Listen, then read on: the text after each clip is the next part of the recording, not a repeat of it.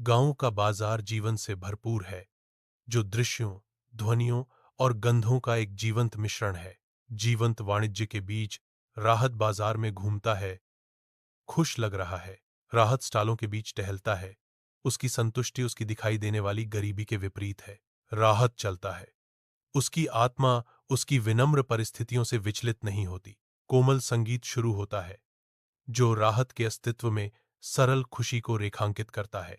राहत क्षण भर के लिए रुकता है। उसके होठों पर एक कोमल मुस्कान आती है, क्योंकि वह अपने आसपास के जीवंत दृश्य को देखता है। हलचल भरे गांव के बाजार के बीच राहत की नजरें एक अप्रत्याशित पुरस्कार पर टिकी। जमीन पर लावारिस पड़ा एक धन का थैला।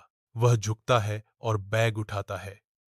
उसका वजन नोटों के खजाने का खुलासा करता है, जो उसे अनंत संभावनाओं से लुभाता है। सत्य और धर्म एक व्यक्ति को महान बनाते हैं, छोटा नहीं। उसकी मां के शब्द उसके दिमाग में गूंजते हैं, एक नैतिक दिशा सूचक जो उसके अगले कदम का मार्गदर्शन करता है। अब बैग का वजन भारी लगता है, न केवल पैसे से भरा हुआ है, बल्कि उसके विवेक के वजन और प्रलोभन के खिंचाव से भी। हाथ में बैग पकड़े हुए, दुविधा में सोचते हुए, राहत के चेहरे पर दुविधा अंकित थी। उसका आंतरिक संघर्ष स्पष्ट था, क्योंकि वह अपने अगले कार्य पर विचार कर रहा था। राहत व्यापारी की दुकान में प्रवेश करता है। उसकी उपस्थिति तुरंत व्यापारी का ध्यान आकर्षित करती है। राहत पैसे का बैग काउंटर पर रखता है, उसे हैरान व्यापारी को लौटा देता है।